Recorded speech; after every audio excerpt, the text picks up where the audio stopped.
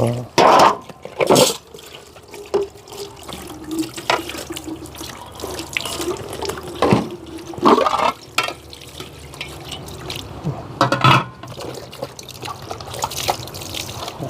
น้องเลยโอ้โตผู้สาวหน่อยสบายดีเนาะน้องกันตันยงกับน้องกันว่าน้องยักษ์โอ้ลืมสื่อเราไปน้องปูนาน้องปูนาโอ้ยหลานเอายังมาให้เนี่ยเอายังผู้ใดสั่งไว้บ่มีผู้ใดสั่งบ่เอามาให้นี่บ่นี่คือใจดีแท้เนาะนี่เขามาเพิ่นชวนไปเก็บมังทั่วแห่ทางทีมงานเฮาก็เลยไปโอ้ก็เลยเพิ่นก็เลยเอามาให้มันเนาะอันนี้พักหยังแน่ลูกอันนี้มีผักหอมปลอมเนี่ยเนาะโอ้ได้ลงทำไมผมว่าเป็นโทรแหกแกอีหลังกิน10ตุกว่าเพิ่นบอกอ่ะบ่ฮอดมั้งเอาลงมาซ้ำนั่นก่อนก็ได้มื้ออื่นเฮามาโลดแล่นให้แต่เช้าเดี๋ยวมื้ออื่นเบิดก่อนเลยโอเคเอา2ตุกก็ได้อันนี้ตุกเท่าไหร่นี่ตุก 8,000 2816โอเคมาโอ้ยหมอจันมาพ่ออันแจ็คพอตแล้วมื้อนี้พี่น้องเอ้ยมาทั้งล้างถ้วยแล้วก็มาทั้งได้ล้างถ้วย170มันได้ซื่อๆนะโอ้ยมันใหญ่เด้ซ้ำหัวเจ้าผู้ได้นี่หลายเลยแพงเนาะอันนี้ถุง10,000เก็บมันหน่อยเก็บอยู่ห้วยนี่บ่บ้านจะมีบ่แต่ตอนนี้มืดเป็นดอกมันห่วงเลยเนาะมันหล่นเพิ่นมาขายน้ำทางมาแล้วว่าก็ได้ซื้อไปเอาคนลงไว้ซอยป้อยกผู้เดียวได้บ่อันนั้นข้าวสารเห็นไหมเอาคักๆเป็นน้องนี่น้องไส้คือสิได้อยู่พี่น้องเอ้ยน้องปูนาโอ้เป็นโอเคเลยใช่ซำนี้เนาะพอได้เนาะอนาคตเนาะเดี๋ยวว่าให้เด้ออย่าปฏิเสธตะวาวเด้อตะวาวสั้นตะวาวบ่ให้มาอีกเด้เนาะเงินโอ้เบิ่งก่อนเด้อเนาะเก็กพอตได้มื้อนี้พี่น้องคนละ2ใบแดงแล้วกันเนาะ2ใบแดงลาวนี่กับ2ใบแดงไทยนี่บ่ได้นั่นได้พี่น้องก็บ่ได้คือกันเด้เนาะ2ใบแดงลาวนี่เนาะ40คนละ 40,000 เด้อเอาไว้ไทยละ200 บาทอันนี้คนละ 40,000น้อยบ่เป็นหยังบ่ละว่าเอาให้เป็นหยังละว่าเอาให้เจ้าบ่เอาไว้โลดเอาไว้ซื้อกินบ่เป็นหยังบ่เป็น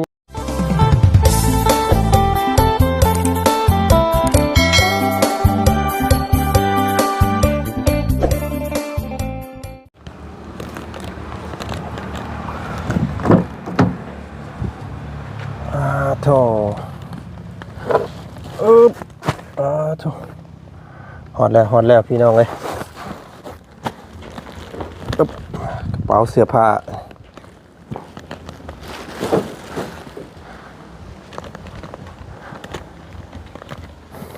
เข้าพี่น้องเลยปุ๊บโถเบิดนี่ก็พอดีได้อยู่ครึ่งเดือนพี่น้องเลยเฉพาะของว่าจันเด้อเนาะอุ๊บ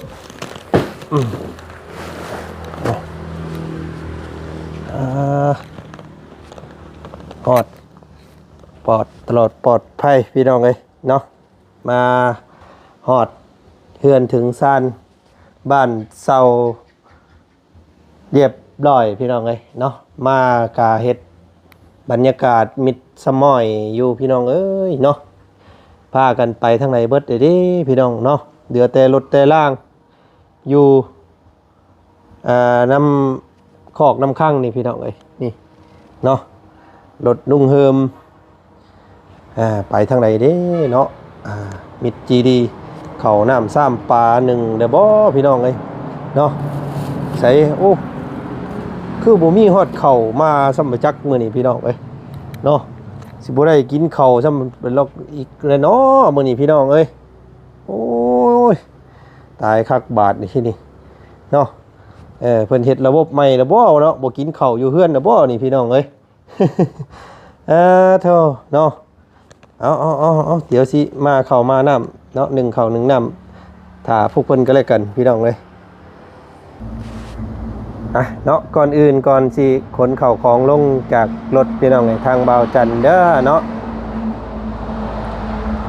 กราบทักทายเนาะสบายดีพ่อแม่พี่น้องเนาะหมู่เพื่อนมาสุขสุขคนเจอกันกับบรรยากาศตอนค่ำๆพี่น้องเนาะตอนนี้5 โมงกว่าตอนนี้ทางบ่าวจันได้ขึ้นมาฮอดเซโปนเด้อพี่น้องเอ้ยเนาะฮอดบ้านพักบ้านเซาเนาะของทีมงานเรียบร้อยพี่น้องเอ้ยเนาะมากะหมู่เพื่อนยังบ่ทันได้มาแต่เวียกแต่งานตามเบิ่งพี่น้องเอ้ยเนาะยังบ่ทันมีผู้ใดมิตรจะม้อยจะมีอยู่พี่น้องเนาะมื้อนี้เอ้าบ่เป็นหยังพี่น้องมื้อนี้ทางบ่าวจันมีของกินแซ่บๆสั้นสูงมาให้ทางลุงเฮิมโซ่ฝีมืออีกคือเก่า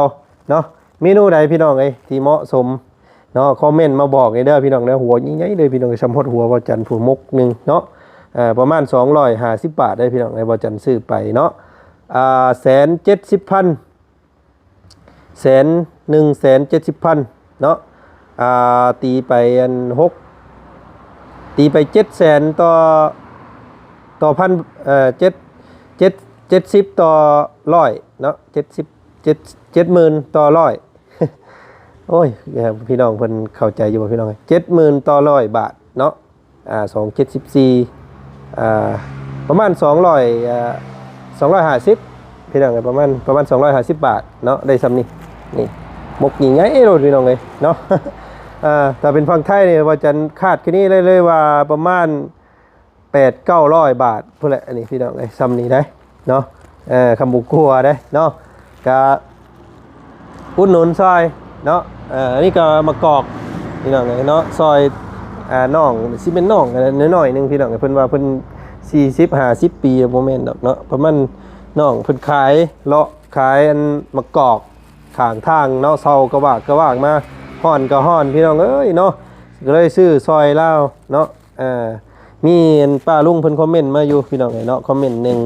เพิ่นบอกว่าอาจารย์เอ้ยว่าซั่นเนาะคันบ่มีเงินก็บ่ต้องซื้อหลายดอกเนาะตามถนนหนทางว่าซั่นเนาะเก็บเงินไว้ใช้อย่างอื่นเพิ่นว่าพี่น้องเอ้ยเนาะว่าอาจารย์ก็อยากเฮ็ดแบบนั้นอยู่เนาะแต่ว่าปัดพ่อเห็นแล้วก็โอ้ยพี่น้องเอ้ยเนาะอดบ่ได้เนาะแบบว่าอยากซอยเพิ่นอยากซื้อนะพี่น้องเฮาก็อยากกันได้ของเพิ่นอยู่แล้วนะพี่น้องเอ้ยเนาะมาพี่เฮาก็สิได้ซื้อแนวอยู่แนวกินอยู่แล้วเนาะก็เลยต่างซอยเพิ่นมาซั่นๆต่างให้กำลังใจเนาะอาจจะบ่มากมายแต่บ่จันรู้สึกว่าให้แล้วก็รู้สึกว่าสบายใจเนาะพี่น้องเอ้ยเนาะถ่ายคลิปไปนำได้คลิปแต่ก็ได้ของกินนำเนาะได้ซอยเพิ่นนำว่าซั่นซะเนาะจังไดก็เอ้าพี่น้องมาลุ้นมาเบิ่งเดี๋ยวสั่งสิคนลงเนาะมาเบิ่งเข้าเบิ่งน้ำก่อนพี่น้องเอ้ยโอ้ยังบ่ทันมีผู้ใดหนึ่งเด้เนาะมื้อนี้ยังบ่ทันมีผู้ใดมาซ้ำโอ้เข้าก็เบิดเกลี้ยงเติบเลยพี่น้องเอ้ยนี่เนาะเคาะคอดโอ้ยตายคักบาดนี่พี่น้องเอ้ยเนาะเดี๋ยวว่าจันมาได้กันเนาะมาเข้ากันพี่น้องเอ้ยยันบ่ได้กินข้าวหิวข้าวเลยนี่โอ้ยเนาะตักน้ำมาใส่หม้อแล้วก็สิอันเข่ากันพี่น้องเลยเนาะโอ้เสือเท่าต้องเฮิมตัวนี่ผิดเลยล่องลอยยังใหม่ๆอยู่เนาะแสดงว่ายังคนยังอยู่แถวนี้อยู่ได้แต่บึงพี่น้องเลยไปทางไหนเนาะนี่ พี่น้องเนาะอันอ่องเต้า1,000 ปีเอาจักซีอ่องนี่แหละไปคือบ่เห็นเข่าจักมิดเลยเว้ย1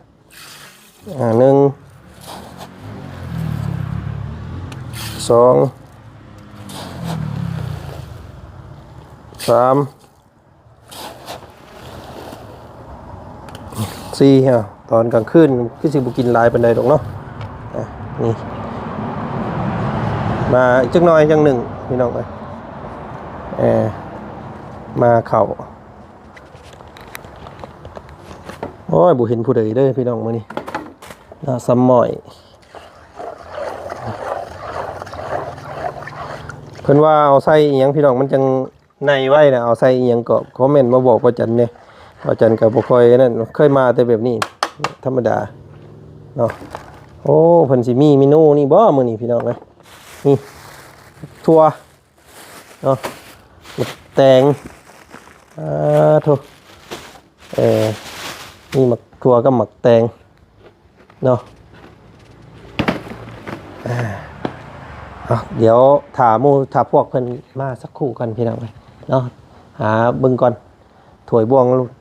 ถ้วยเพิ่นก็คือยังบ่ทันได้นั่นบอกพี่น้องไอ้เนาะเดี๋ยวใส่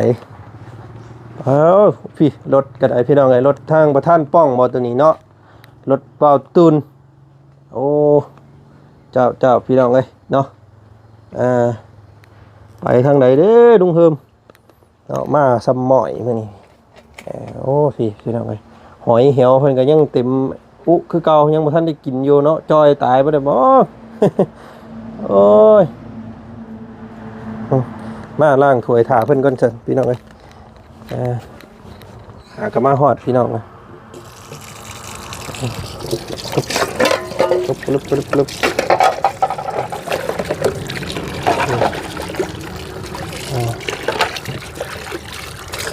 ซอยกัน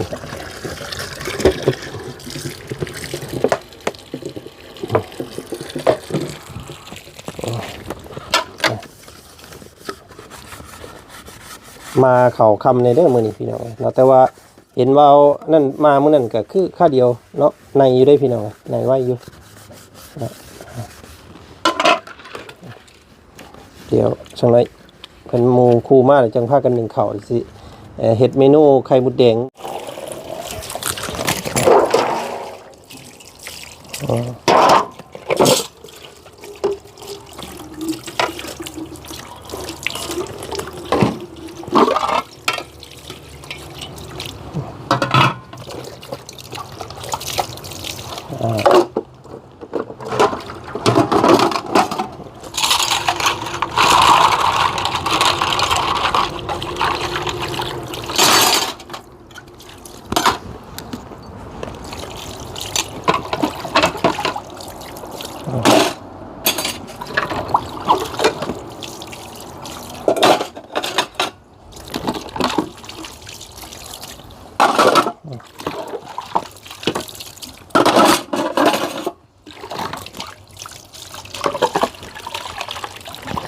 โอเคเรียบร้อยพร้อมบัดนี้พี่น้องเอ้ย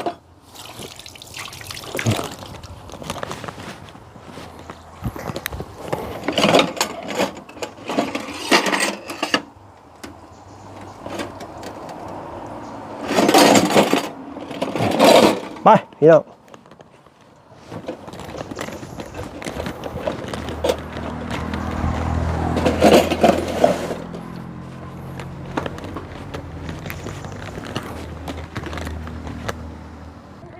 เอ้าผู้ใดล่ะมาบาดนี้พี่น้องเอ้ยโอ้โตผู้สาวน้อยสบายดีเนาะน้องกันตันยง กับน้องกันว่าน้องยักษ์ โอ้ลืมสื่อดาวป่า น้องปูนา น้องปูนาโอ้ยหลานเอายังมาให้เนี่ยเอายังผู้ใดสั่งไว้บ่มีผู้ใดสั่งบ่เอามาให้นี่บ่นี่คือใจดีแท้เนาะนี่เขามาเพื่อนเพิ่นชวนไปเก็บมังทั่วแห่ทางทีมงานเฮาก็เลยไปโอ้ก็เลยเพิ่นก็เลยเอามาให้มันเนาะอันนี้พักหยังแน่ลูกอันนี้มีหอมปลอมเนาะโอ้ได้ลงทำไมผมว่าเป็นถั่วแห้แกกินในมันเนาะกินในกับถั่วแห้ออนนั่นแหละอ๋อนี่เราเรียนหากันมาครั้งแรกบ่นี่บ่แม่นบ่กันมาขายพักเอามาขายพักมื้อใดเจ้ามาจะโดนแล้ว มาตอนลุงเฮิมยังทันได้เศร้า อ๋อมาเซามาขายให้เพิ่นแต่ก่อนพุ่น โดย แต่ก่อนเป็นอันไผมาอยู่เนี่ยเป็นอันคนหยัง แม่เท่าเพิ่นกับ อ๋อเจ้าของบ้านเพิ่นตะกี้พุ่นเนาะ โดย อื เพิ่น ม ใจดีให้มะม่วงแม่แม่ ตะกี้หั่นได โดย มาตอนนี้บ่มีหยังให้เด้บาดนี้ ป้าๆลูก ก็นอนที่นี่บ่ ฮะ สบายก็นอน แม่นมีละบ่าวมีบ่าวตูนบ่าวบุญบันป่าบ่าวลุงเฮิมอยู่นี่หมู่เมื่อไปแล้วกายหัน เป็นได้ กายหันเมื่อไปแล้วเนาะกำลังกันละบ่าวกำลังกันว่าล้างถ้วยอยู่เมื่อกี้นี่กับมาเข้าไว้เนาะจักเข้าลุงเฮิมไปใส่ซ้ำหน่อยบ่เห็นเนาะนั่งท่าเพิ่นบ่หน้าจักหน่อยบ่ทำไมป้าไปนั่งอยู่พุ่นป่ะเนาะมาตั้งใจเอาของฝากมาให้บ่เห็นผู้ใดพี่น้องเอ้ยน้องปูหน้ากับน้องกันตันยงเพิ่นอ้ายแล้วว่าอันมาเข้าเมื่อกี้นี่หากนมากี้นี่ยังบ่สุกยังบ่ในดอกให้สักหน่อยก่อนเนาะ เดี๋ยวบอกก็มาแต่ตอนนั้น แม่นละบ่าวกันมาแต่บ้านหากันมาฮอดนี่ โอ้ มาแล้วบ่เห็นเพิ่นมาเข้าก็เลยละบ่าวก็เลยมาเนาะนั่งถ่ายนี่ละบ่าวหากนมานี่น่ะยังบ่ทันได้ขนอีหยังลงอยู่ชื่ออันนี้มามื้อนี้ไข่มดแดงแล้วก็มีหัวสิไข่มีมะกอกเนาะมีข้าวสารพี่น้องเอ้ยปูหน้าไปหยังคุมื้อนี่ไปเฮียนบ่ โดย นี่ล่ะไปเฮียนคุมื้อนี่ โดย บ่ได้ไปแก้กล้วยอีกบ่เดี๋ยวนี้ ไปคือกันวันอาทิตย์วันเสาร์ อ๋อวันที่วันเสาร์จังไป ยังมีอยู่บ่กล้วยยังมีหลายอยู่บ่ ยังมีอยู่ อันหมองเจ้าไปแก่อันใด โดย โอ้ยังบ่ได้พากันเข้าไปเบิ่งเลยนี่พี่น้องเอ้ย เนี่ยเลยเคยเยอะ เอาน้องไส้เจ้าได้ไปใช้คุมื้อนี่ ไปเยี่ยม เฮียนคือกัน โดย ห้องเดียวกันบ่นี่ บอแล้ว ผู้ใดไปเฮียนสูงกว่า มูใช่ สักน้องไส้ ปอห้า ปห้า ไปซื้อข้าวมัน น้องปูหน้า เบอร์ซอง ปสอง เลย โอ้ใหญ่เลยยังปสองอยู่บ่ข่อยว่าเจ้าปห้าได้นี่ บอแล้ว เอหากระเข้านี่บ่ เลย อืม เขายังบ่ฮู้ซ้ำเขามาหอดเฮือนเพิ่นว่าไปเก็บมักทั่วแห่เขาก็ไปแล้วแหละส่งเสื้อก็บ่ได้เปลี่ยน เก็บหมักถั่วแห่ไปให้อันทีมงานลุงเฮิมเนาะทีมงานเขาพวกอ้ายสิมีบ่าวเสียงมากินข้าวซื่อๆบ่าวเสียงมานั่งกินข้าวแล้วเราก็ไปนอนอยู่ห้องเนาะเราบ่ได้นอนนำบ่าวเสียง เพื่อนมันเต็มบ่ มันเต็ม6คน7คน8คนเด้ เอ้านอนอยู่ไส้แบบนี้ ฮะนอนอยู่ในนี่แต่ว่านี่นะหากุญแจใครก็ยังบ่เห็นบาดนี่จักเพิ่นป้าใส่แต่กุญแจพี่น้องเนาะ เพิ่นเข้าไป เขาว่าลุงเฮิมเอาไปนำมาจักก็ได้นั่งขาเพิ่นอยู่นี่แล้วบาดเนาะ มั่งเลยเนาะ ก็มั่งแล้วแบบ เนาะเอาอีหล่ามาเอาขนอันนี้ลงซอยระเบ้านี่มาเอาลงมาผิดป่ะกินบ่ไข่หมูแดงเจ้าเคยกินบ่ เคย นี่ระเบ้าซื้อเมื่อกี้นี่170,000 ชั้นเจ็ดนี่ ถือบ่เจ้าว่าคือแพง แพง แพงบ่ โอ้โห 170,000 มันได้ซื้อๆนะ โอ้ยมันใหญ่เด้ซ้ำหัวเจ้าผู้ได้นี่ฮะ อย่างโอ้ หลายเลย แววแม่อยู่ แพงเนาะ ในบ้านซื้อ อันนี้ถุง10,000 เก็บมันหน่อยไปเก็บ เก็บอยู่ห้วยนี่บ่บ้านเจ้ามีบ่ แต่ตอนนี้มืดเป็นดอกนึง มันห่วงเลยเนาะมันหล่นเพิ่นมาขายน้ำทางมาแล้วว่าก็ได้ซื้อไปเอาคนลงไว้ซอยป้อยกผู้เดียวได้บ่อันนั้นข้าวสารพี่น้องเอ้ย เราฟักเด้ เราดุเด้ อีหยังก็ภาษาเจ้าว่านี่เลย เราฟัก สั่ง ฟัง ทั้งเราทั้งเฮ้ยมือเราทั้งเราทั้ง เอาก็เราทักเลยแหละค่ะ โอ้ยเราว่าเบรกเองก็ได้อันนี้มาโอ้ยเนาะโอ้ในน้องคนซอยเบียกเด้พี่น้องดีเถอะเจ้ามาบ่ทันข่อยอันล่างกันจานเมื่อกี้นี่เส้นเป็นเจ้าได้ล่างจานซอย ด้วยแล้ว เนาะ จานซอยกับมันเป็นยัง น้ำบ่เฮียง ไม่เห็นน้ น้ำกับมาบาดนี้พี่น้องเอ้ยยังไงล่ะส่งน้ำมาให้เพิ่นสั่งน้ำจักทุกเกาะ10 ตุกว่าเพิ่นบอกอ่ะบ่ฮอดมั้ง เอาลงมาซ้ำนั่นก่อนก็ได้ มื้อื่นเฮามาโลดแล่นให้แต่เช้า เดี๋ยวมื้ออื่น ฮอดนี่เบิดก่อนเลย โอเคเอา2ตุ๊กก็ได้อันนี้ตุ๊กเท่าไหร่นี่ตุ๊ก8,000 2816โอเคมาโอ้ยหมอจันมาพ่ออันแจ็คพอตแล้วมื้อนี้พี่น้องเอ้ยมาทั้งล้างถ้วยแล้วก็มาทั้งทั้งได้ล้างถ้วยทั้งได้มาเข่าแล้วก็ทั้งได้อัน ซื้อน้ำได้มื้อนี้พี่น้องมาถึงแจ็คพอตแล้วมื้อนี้เนาะ อยู่ดนไป ฮะ อยู่ดนเลยบ่ กับปีนึงสัญญากับเพิ่นเนาะโอเคอันนี้แปลว่ามันเบิดแหละสามารถโทรเปลี่ยนได้ตลอดเนาะ ตลอดเฮาแวะตลอด โอเคขอบ ขอบใจเด้อ ขอบใจ โอ้ทุกใหม่ๆเลยพี่น้องเลยเนาะเอามา2ทุกก่อนมื้อนี้เนาะโอ้ยมาพ่อ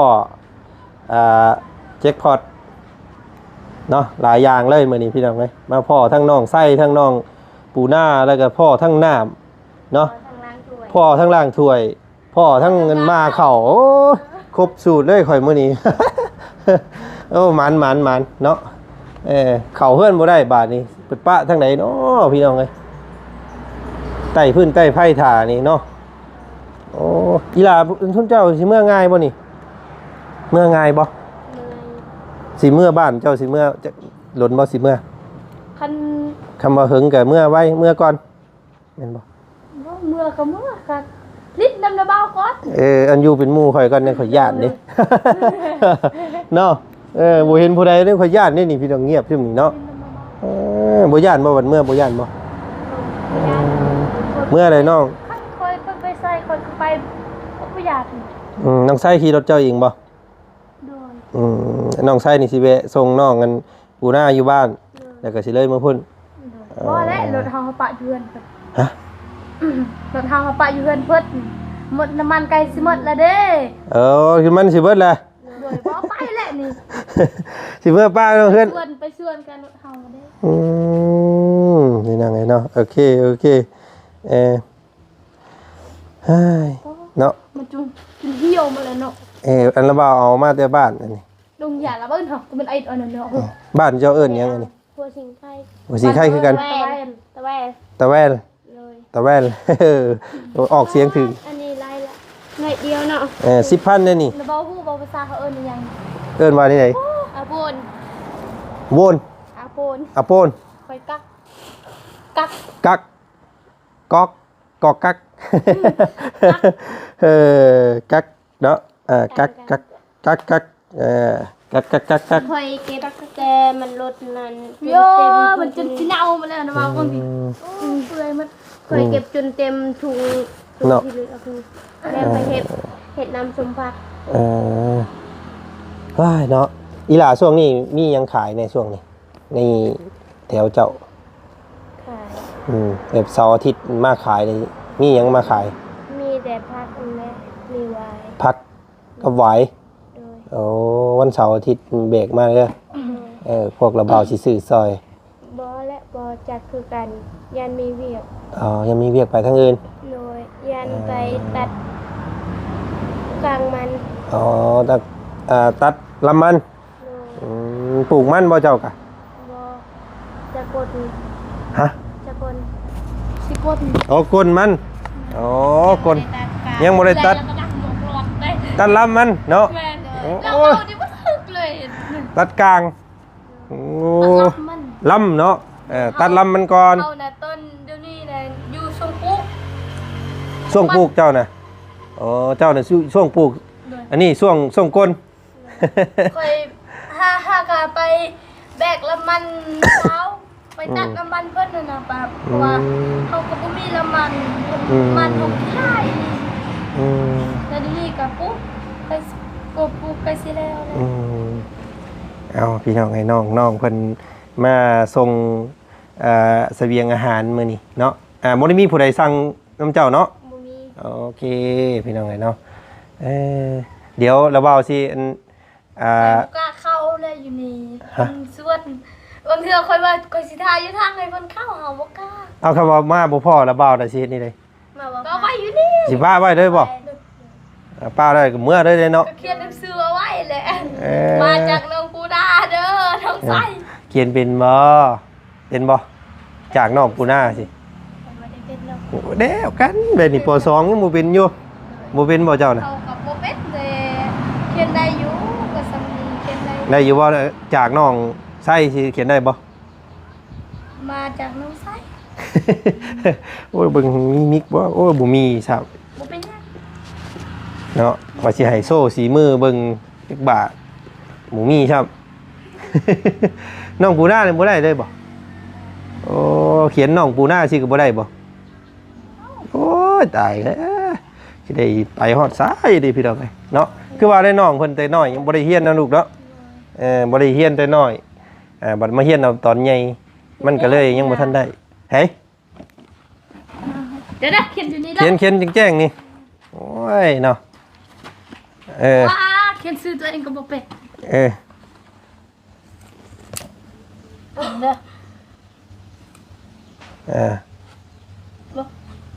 เนี่ย เอาไหมเอาคัก เขียนน้อง ๆน้องนี่น้องไส้คือสิได้อยู่พี่น้องเอ้ยน้องปูหน้าโอ้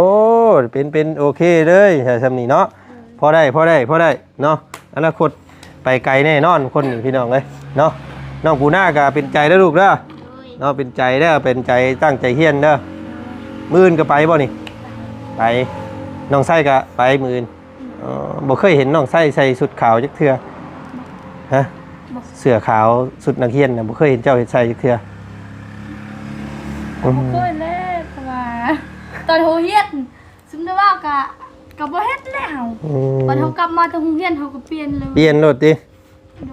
ย เนาะเอาไว้มื้อหน้าสิรัดเบิ่งว่าน้องเพิ่นใส่สินใส่เสื้อขาวเดี๋ยวสิเป็นได้ไดเนาะสิงามอยู่บ่พี่น้องเอ้ยเนาะ แฮงกูบ่กูเฮียนเนาะ เนาะพี่น้องเอ้ยเนาะเดี๋ยวระเบาสิเอาเงินให้เด้อ โดยบ่เป็นหยัง บ่ระเบาอยากเอาให้ บ่บ่เอา ระเบาอยากเอาให้เจ้าไปเฮียนนะ บ่เป็นหยัง ไปซื้อกินอยู่โรงเรียน แล้วบ่เอาไว้ลูก อ้าวอยากเอาให้เด้ บ่เป็นหยัง อยากซอยเจ้าอันไปซื้อกินอยู่โรงเรียนเนาะเดี๋ยวว่าเอาให้เด้ออย่าปฏิเสธระเบาเด้อระเบาสั้นระเบาบ่ให้มาอีกเด้เนาะเงินโอ้เบิ่งก่อนเด้อ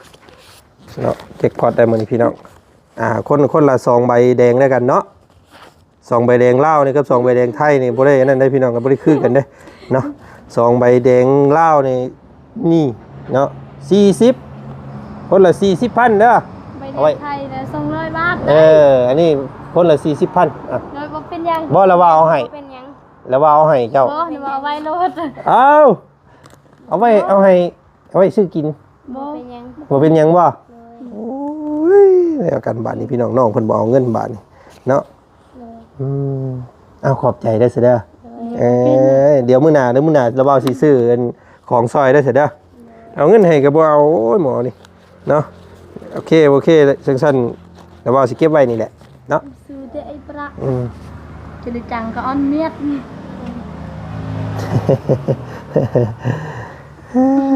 เนาะน้องไส้พอเจ้าไปยังคือมื้อนี้ เราก็ไปปลูกมัน ปลูกมัน เทื่อก็ไปถ่ายคลิปมีเวียกหลายอย่างนะ เราบ่ได้ไประเบิดแล้วบ่เบิดสัญญาแล้วพี่น้องก็บ่มีรายได้นี่เนาะมีแต่ YouTube บ่ได้เงิน ยังบ่ได้บ่สู้ๆแล้วพี่น้องเอ้ยแต่ช่องระบ้าก็ยังหายไปเลยเพิ่นระงับไว้แล้วลงคลิปบ่ได้ ใส่ซองอย่างเดียว ใส่ช่องเจจันเด้อช่องน้อยช่องใหญ่ระบ้าน่ะเพิ่นงับไว้แล้วเพิ่นบ่ให้ลงคลิปไปถ่าย ผิดกฎเพิ่นมื้อน่ะถ่ายไก่เพิ่นมัดตีนไก่มันห้องออกบ่ได้เนาะ บ่ได้ระวังเด้อพ่อเจ้าผิดเด้ เขาขึ้นต้นไม้สูงๆนี่เขาถ่ายก็บ่ได้เนาะ ได้อยู่ขึ้นต้นไม้คะแนนบ่ถ่ายเด็กน้อยป้าเปยแล้วก็กับเป็นเลือดเป็นหยังบ่ให้ถ่ายแล้วก็เป็นสัตว์ที่ถูกมัดถูกหยังน่ะบ่ให้ถ่ายเด้อ สมมุติว่า เขาถือกลับนี่ก็บ่ได้เนาะ ฮะ ถือกัดบ่เจ้านี่บ่ฮู้ดิ ถือกยังถือกลับ หนูถือกลับอันนั้น อ๋อหนูถูกกลับโอ้ตัวนี้ บ่ได้ บ่ได้เขาถือนึงแล้วติดเลือก แปลว่าจะ บ่อันนั้นบ่เห็นตอนเขาติดบ่แม่นเพิ่นเห็นแต่ตอนเขาจีแล้วเขาเว้าถือกลับแบบนี้แล้วมันติดเลือกเลย พี่น้องเอ้ยเนาะระมัดระวังน้องบ่จันก็สิเป็นบทเรียนไว้พี่น้องเอ้ย ติดเลือกก็หลายเลย เอ้ามีแต่สิขอนั่งคล้องค่อยอันเขาลุงเพิ่นมาก่อนพี่น้องเอ้ยจังหน่อยเนาะอีหล่าบ่คำบ่ย่านบ่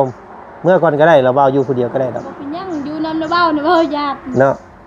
โอเคใช่โอเคอยู่น้ำกันเนี่ย ขอบใจได้อน้องปูน่าน้องไส้เด้อสำหรับอันของฝากทีมงานเนาะเพิ่นเอามาให้เอาเงินให้ก็บ่เอาพี่น้องเอ้ยโอ้ใจดีขนาดน้องน้อยเพิ่นเนาะน้ำใจเพิ่นว่าเนาะน้ำใจจากน้องๆบ่มีหยังให้เนาะเพิ่นเอาตัวนี้ให้เนาะก็บ่เป็นหยังพี่น้องเอ้ยเนาะก็โอเคเนาะมีแต่ทางบ่าวจันทร์สิหาทางเข้าบ้านก่อนสิอันนี้ก่อนเพื่อนนี่พี่น้องเอ้ยเนาะสิหาบงเปิดรถเปิดฟืนเปิดไฟก่อนพี่น้อง โอเค เอาอีหล่ะสบายดีป่ะลุงเนี่ยสบายดีโอ้นับมือน้องเพิ่นก็เป็นสาวเลยพี่น้องเอ้ยใหญ่เด้อเนาะเนาะโอเคนำใจงามคือเก่าน้องไส้น้องปูหน้าพี่น้องเอ้ยเนาะพอกันไหมอีกคลิปหน้าคลิปนี้หาทางเข้าบ้านกันพี่น้องเอ้ยเจอแจ็คพอตแล้วหลายอย่างมื้อนี้บ่ว่าสิล้างจานมาเข้าเนาะซื้อน้ำพี่น้องเอ้ยมื้อนี้เนาะเอาบ่เป็นหยังพี่น้องเดี๋ยวเบิ่งส้มกันคลิปหน้าแล้วกันเนาะคลิปนี้ขอตัวก่อนสบายดีเด้อเนาะไป